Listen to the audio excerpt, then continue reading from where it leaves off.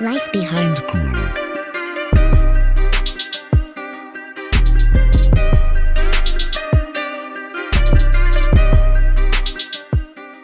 What's up, guys? My name is Steven Mejia. I'm from Dominican Republic, raised in Brooklyn, New York. I'm 29 years of age. I've been riding BMX bikes for 8 years now, and this is my BMX story.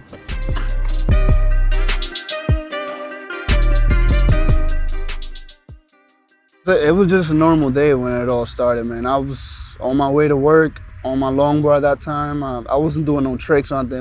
It was just fun to ride around and kick push. And I was working at a salad bar with my friend Mike. You guys may know him as Mike Holder. That's his name. And I was riding a skateboard at that time. I get into work. My friend Mike is at work early. And I was like, yo, what's up? You at work early. It was pretty rare, right? And then he seen a little crack on my board. He goes and cracks the board and says, oh, get off that shit to get on the bike. And I was like just laughing at him. And like, I didn't think anything of it because I was like, I'm just gonna go to your house and get another board. There's mad boards on his board. I was like, thank you, pretty much. And then one thing led to another. He hits me up, come to the house to get a board. And I go, and then he has a Fit Wi-Fi, chromed out, 2013. And ever since then, it was just, that was it. I broke that bike. Then I bought a BTM frame just because it's Holder, you know. Then I broke that frame, and then it was just a love. I had to have every piece that Holder had at that time. I had to have it, and it was crazy.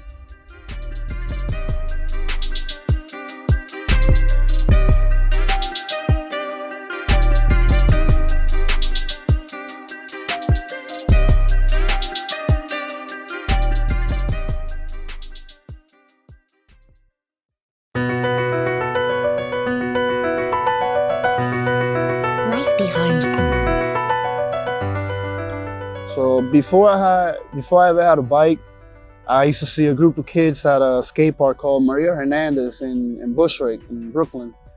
And they always be out there doing tricks. One of them is Matthew, Jeremiah, they used to call him Fat Boy. This is like back in 2010, 2012. They're always out there doing tricks, so I was curious. And they always pointed out when I started like riding, you wanna do like fakies. You push against the wall, go backwards. And then me being blessed, riding with Holder, I would see him do these crazy stunts, and I'm just like, holy shit, like I have to do something. So that was kind of like a big push in the back to get creative and start riding. And seeing those guys just like feeding off that energy. And mostly like if you're a rider, you know that it just comes to you. It's just a matter of practice. But the group of kids at the skate park, I will be riding with them. And when Holder's filming, he's in town, I'll be hanging out with Holder. And then Edwin, Nigel, and all these guys were just like, they're just my boys. Edwin, there's Nigel, and they do that about that life, doing crazy tricks and shit. And I actually learned tricks by just seeing people doing it and asking around. Whoever was doing the trick, I would go up to them and ask them, like, show me how to do that trick, whether it's a 180, a 360, or a double peg to 180, whatever the trick may be. And I would just go for it. Take the tips from local riders, or whenever I hang around with Holder and Edwin and all those guys, Nigel, you guys know all those guys, they go ham. So getting advice from those guys is pretty helpful too. First trick I ever did, first day I landed 180. I lost my mind, bro. I couldn't believe it. I'm over here. This is the day Holder was doing a 360 over some rail in D7. And I'm like, what the? And then I'm like, nah, I gotta try something. Then I started doing a little 180. I was like, mad hype. I was like, yo, watch this. And then motherfucker setting up the light, like, oh yeah, watch this. It was funny, man. When I landed 180, it felt incredible. It felt like very accomplishing. And it wasn't first try. It was, I busted my a few times, but you know, eventually you stopped falling. You actually landed.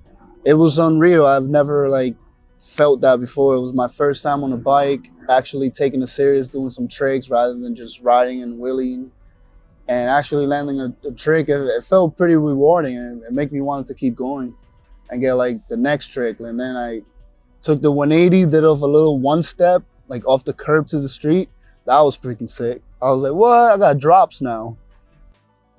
I would say the trick that took me the longest to land, it would have to be the tail whip. Just like, I'm pretty sure if you're a rider, you know what it feels like to land a tail whip. That was like a milestone for me to be able to land that trick. It was insane. I couldn't believe it. I remember the first time I landed, I will never forget. It was at Cooper Park in Brooklyn. Landed that. The second I landed out of fly out, yo, shout out to Sam Downs. He gave me a little tip, twisting the handlebar. That helped me out. And pretty much landed the first one out of the fly out. Immediately after that, hop, did a tail whip flat. Immediately after that, since I couldn't believe it, I was like, let me see if it's real or not. And I tail whip right back into the bank. If you've been to Cooper, you know that little setup with the bank across with the ledges and then down into the bank. I couldn't believe that. Like, and then ever since after then, it's just tail whips everywhere. Now I've been riding for 8 years now, but to learn the tail whip, it took, I would say, about 2 years just to be able to like land a tail whip. I tried multiple times, but honestly, in that 2 years, all it took was a 5-minute session. So if you want it that bad, you can literally land it in 5 minutes. If it makes sense to you right there, like that's what happened. One day, that advice that Sam gave me just made sense and it worked, and that's it.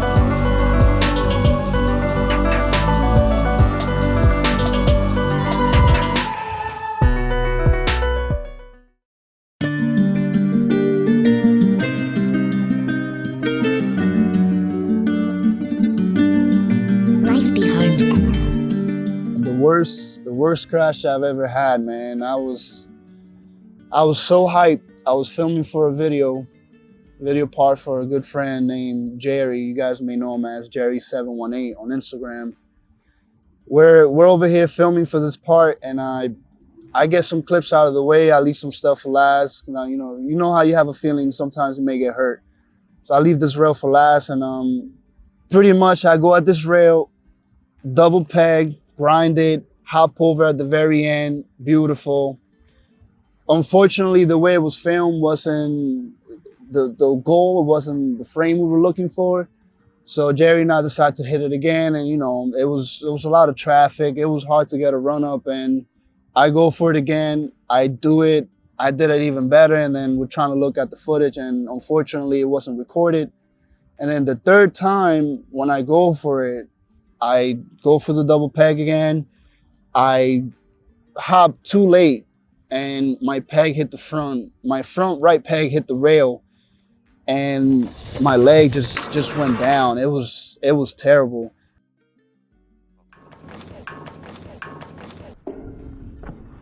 But luckily, I tell you, man, if you have a strong mind, you can overcome anything.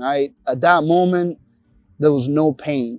I had 2 images in my face. Like, I was blacked out. I saw 2 things. On the left, me crying on the floor, crying about my ankle being broken. On the right, me like, damn, now I gotta go to the hospital. And I was like, yeah, I'm gonna go with that one.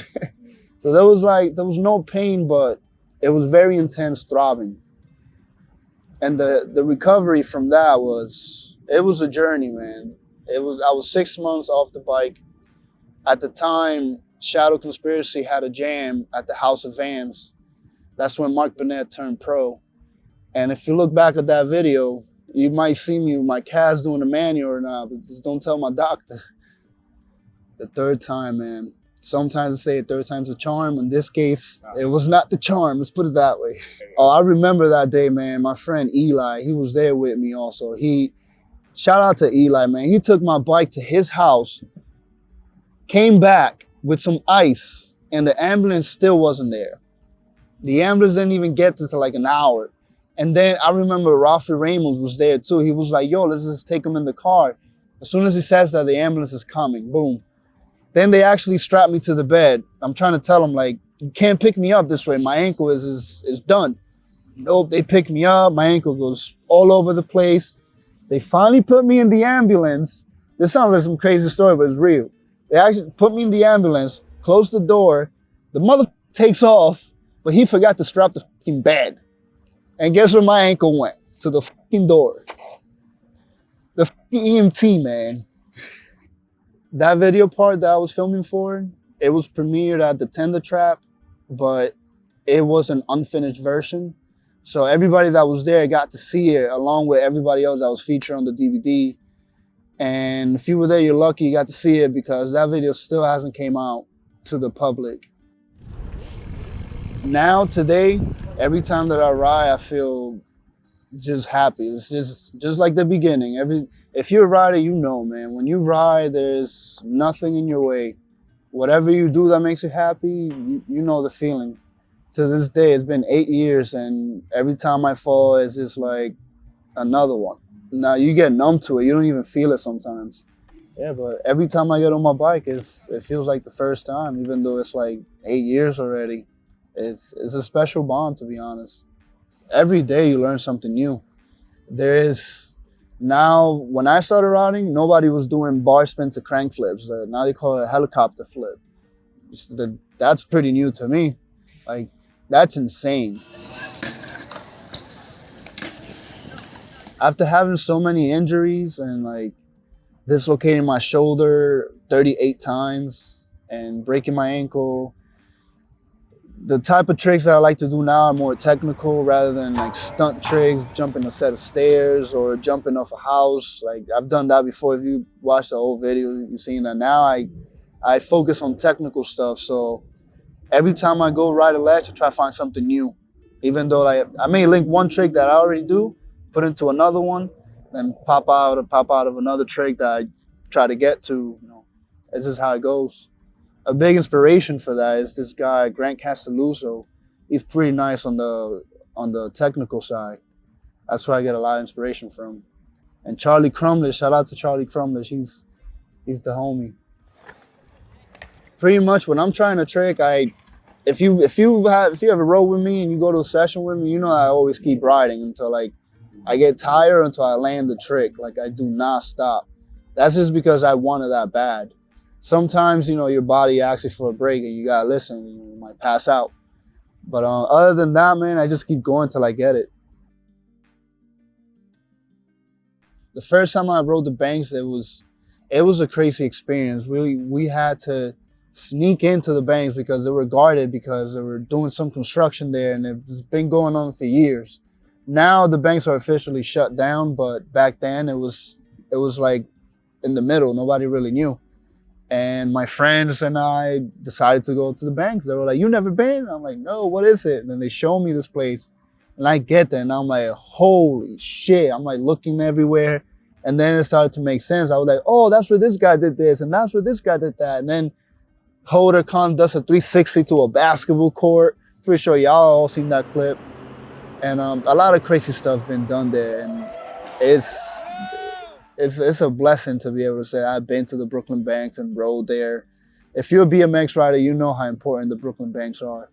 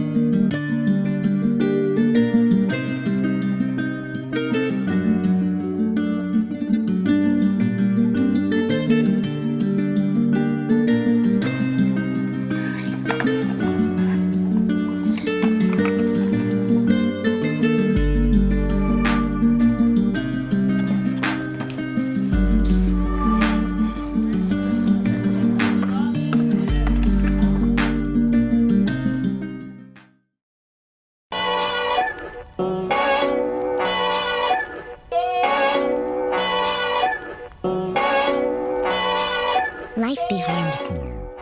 I'm an all-around rider. I could be very competitive. I could be very aggressive depending on what we're riding. Overall, I would just say I'm just a technical rider right now. I do like to hit trails here and there, but other than that, I would consider myself a technical street rider. Normally, I ride every chance I get. I prefer to ride with the boys because it's always the more the merrier. You know, you feed off the vibes. And when you're by yourself, it could go both ways. You can have a lot of fun, or you can just be like, you have no inspiration, you don't know what to do, and then you start watching videos. But I prefer to ride with the boys every chance I get. At some point, I moved down to Florida, and the whole vibe just changed. Florida riding is very different. Everything is far. It's not like in Brooklyn, you step outside, you have a spot here, you have a spot there. You got to drive everywhere here. Rarely you meet new people. I barely met a rider. I've met one rider in Panama City. His name is Colton. Shout out to Colton. I was with him at Swamp Fest. But he's the only rider I met in my side of town. That's just because I'm in the wrong part of Florida, to be honest. It's definitely a whole different vibe from Brooklyn, and being in Panama City, it's very different. Florida, it's cool, but they ain't nothing like New York. Honestly, if I had to pick a spot, something that I have to ride for the rest of my life, it'd be a bank to wall ride. Bank to wall spot, it's iconic. Just the feeling, blasting to the wall, hopping right back into the bank or the quarter, wherever you may take from. Nothing compares to that. To me, that's what I prefer. When I do ride street in Florida, a lot of the times it's in Tampa and Orlando. They got a lot of good spots. Here and there, I've been to Miami. It's so far from me, I can't make my way down all the time. But Tampa is a staple for Florida. They have a lot of sick parks and a lot of sick spots. I ride BMX just because it makes me happy. I never really expect nothing from it, but I've been in certain situations where I was blessed enough to have the opportunity to go on a trip and ride for a bike shop. And that's always awesome when it comes. You know, any blessings that come along the way, you know, it's always welcome. But I don't ride for that. I like to ride just because it's my hobby, it's what I love. But I don't ignore the blessings. I definitely take it. But the best advice I can give you is don't expect nothing riding BMX. Just have fun, get on your bike, pedal, break some parts, support your local bike shop, just keep it all going. Having the opportunity to be sponsored by a bike shop was like a huge deal. Shout out to Andrew York. He was a really big help in this whole BMX thing of mine. And through him, man, through Meseroll, honestly, the community like has so many opportunities, and I just happen to be one of the kids that got the chance to model socks on a bike. You know, like that was a big deal for me to be able to model on my bike. It's pretty much like a dream. Like I'm gonna go on my bike and I'm gonna get paid for it. To me, that was mind blowing, and to know that you can actually do that if you pursue it, you know, that's pretty cool. It keeps the future bright, definitely. I met Andrew this is when he has his 1-year anniversary party at Meseroll on the old shop. If you're an OG, you know about the old shop on the garage on Meseroll Street in the cut. It was such a good spot. I met him there. He was having a celebration. I happened to have my little camera. I was filming there, did a little video. And then the vibe was just there. He was a great guy, showed a lot of love, always wanted to help out, never gave any excuses. He just always lent a hand when he could. And it was just awesome to see that somebody would show you so much love, and it's on BMX, you know, it was crazy. So then that intrigued me to come around more. And then it just eventually, I was blessed to have a job there and be able to hang out with all those guys. It was a blessing. That's how pretty much it all came about. We just vibe with each other. It was great, you know. And one thing led to another, and we just had a good friendship to this day. I actually was just with him at Swamp Fest 2021. If you were there, it was a movie. I wouldn't say thanks to the bike I've traveled places, but because of the bike, I was motivated enough to get somewhere. I got to go to California, Connecticut, West Virginia, Washington, D.C., Pennsylvania, Missouri, went to North Carolina, and I never traveled before I rode my bike like that. And then for me to get on the bike and get on the bus and go to Washington, D.C. with my boy, that was pretty cool. And it became addicting. We went everywhere. We would try to go everywhere. All the boys would go to Barcelona, wherever the scene's at, we would make plans and arrange, and I would literally put money in a piggy bank until my money fills up. We get on the trip. It was really fun, man.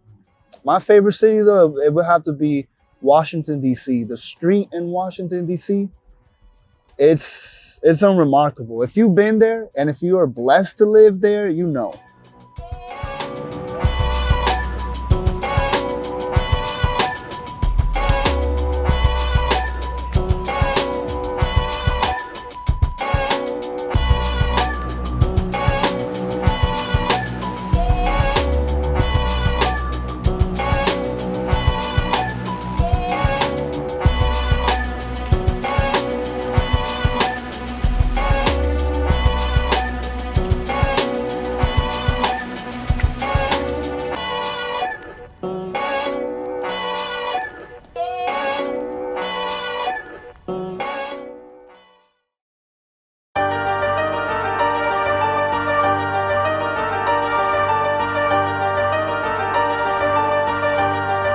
Life behind the corner. Extreme sports, I don't know, man. I wouldn't say I'm into any other extreme sports other than BMX riding, but I do like to surf here and there. I've been skiing here and there. I'm not a pro skier, but I hop on a snowboard, hit the slopes, and you don't see me in the air doing no crazy stuff, but it's fun to try other things. I would have never done any other thing, anything like that if it wasn't for BMX, honestly. They're kind of like all links together. Whenever I'm not riding my bike, I'm either shooting some videos, trying to practice some effects, shoot some music videos for some local rappers, and shoot some photos of just landscape, try to catch the moon. That kind of stuff's fun. It intrigues me. I like to edit here and there. And I actually started shooting videos and editing videos because I broke my ankle riding my BMX bike. So it kind of all goes back to the BMX in a way. If it wasn't for me breaking my ankle, I probably never would have edited any videos. I'd probably just hire somebody to go and make a video that I have in my mind. Something I never knew, like a passion I never knew I had, was digital. Like I never knew I loved filming videos, coming up with these crazy sets and try these effects and coordinate this and coordinate that. It all happened like so quick for me. When I broke my ankle, I was down, I had nothing else to do. So it built a foundation there, and I was just every day making videos. And one day somebody asked me if I could make a video for them, and they offered to pay me. And I was like, you really want me to make you a video? Like, you know, and he was like, yeah. So when I saw that, I was like, man, I could actually do something with this. So then I started focusing a little bit more and actually get to a point where you can shoot a music video and you can direct things. And a dream of mine would be to have a production company where anything media-wise, I got you covered. That's the end goal. Have the Live Behind Grips crew come by. They need a set, they come, any equipment they need. My homies ride BMX bikes, they got ramps to ride. If you ride a skateboard, whatever the hell you ride. Pretty much that's the YMCA for us. I'm pretty sure I speak for all of us when I say the biggest inspiration in BMX. When you watch a video, you're probably looking at Garrett Reynolds or Mike Holder or Edwin De La Rosa. Those guys are a monster. Another guy that I love watching is Joey Monster. He is, the name says it all. He's insane. Every time I see him ride, it's just like, you get this vibe and you just want to try crazy things and go hard. But Big inspiration right there. Oh man, yeah. I I remember like if it was yesterday, man. I had a dream of landing this trick, and I was like, if this works, I'm gonna lose my man. I literally dreamt this. I went to 88th Street Skate Park in Queens, and the up rail, double peg to tail whip. I had a dream about that. The very next day when I woke up, I went. Look, I'm getting chills right now. I don't know if you can pick it up, but the very next day, I went to the skate park. I asked Noel. I can't remember his last name, but Noel was filming the clip, and it was in a little camera my mom just given me. And I'm like, yo, film this clip. Boom. Went at it. The first try, I was like, nah, I don't know if I can do this. And then, boom, it just go for it. I went for it, landed it, couldn't believe it. I remember putting my arm up, I was like, yeah! Screaming almost through my bike. That was like, in my opinion, the best trick I ever done. It's like my all-time favorite clip. The double pegs to tail whip. Like if you're a rider, you know, if you ever landed that, you know how good that feels. It's just such a rewarding feeling. One day, I remember I was learning how to do a feeble grind, and I was with Jeremiah in Maria Hernandez Park, and I finally learned the feeble.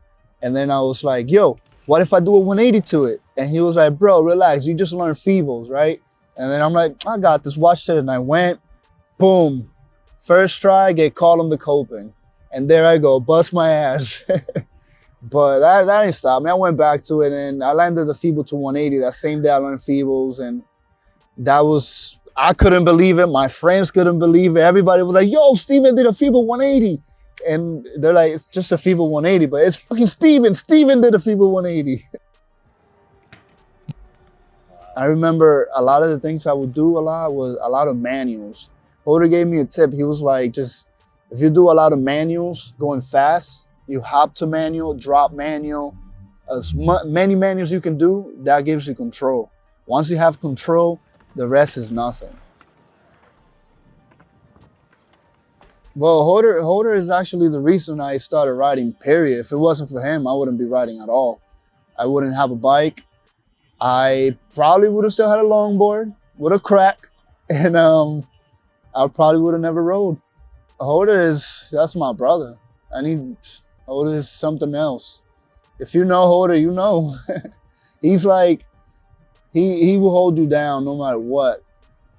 I don't know, man. Like, it's just a special bond. Holder means like everything, bro. If it wasn't for him, I honestly wouldn't have been in a lot of situations I've been in if it wasn't for Holder.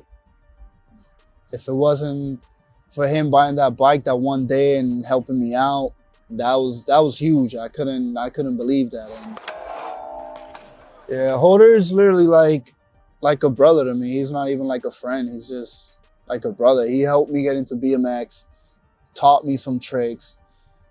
Like I got to hang around with a lot of fucking legends like it was nothing, because they're just my boys. And it was all thanks to Holder. I remember we used to hang out at Post Bike Shops back in the day. Shout out to Troy. Troy was running that shop, man. I had to tell Troy, well, they're gonna know now. I had to let this out. I had to tell Troy I got that from Dance Comp.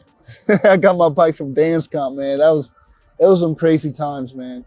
But it was fun, man. Shout out to Troy. He held it down. He had a sick shop at the time.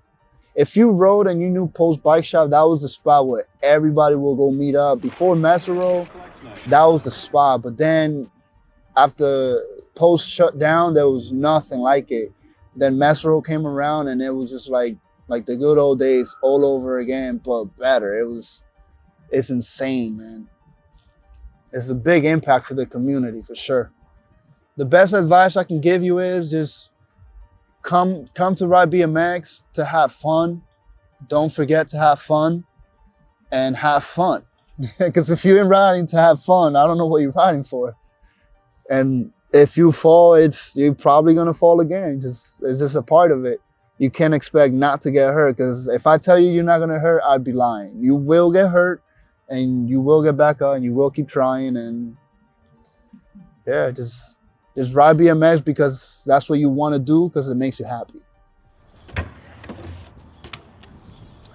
Yeah, man, I gotta give a huge shout out to Meseroll Bike Shop and New York. I gotta give a shout out to Bike Lane, my boy Edwin Enriquez. Thanks to both of you guys. I'm at where I'm at today with BMX. Can't forget Holder.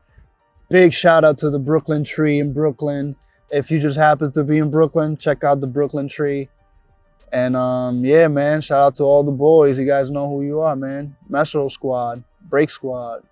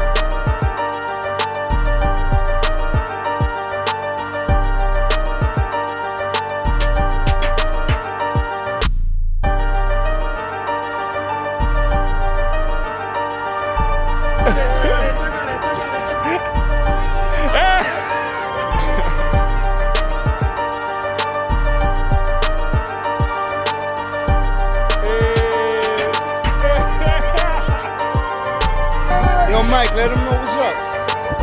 Fuck your life, this is NYC. 206 to the NYC. Animals, yeah, where were you at, man? You weren't here. That's where. What's up, man? April Fools, bitches! Come on, where's the mongoose at? Let's do it. Fuck your life.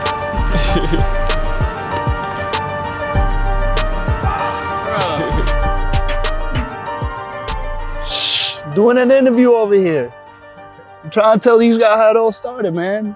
But yeah, it all started, it's after 8 years of riding. Every time you get on your bike, it's just like a love story, man. Honestly, it's just like your girlfriend, or no, I can't say that. What the fuck?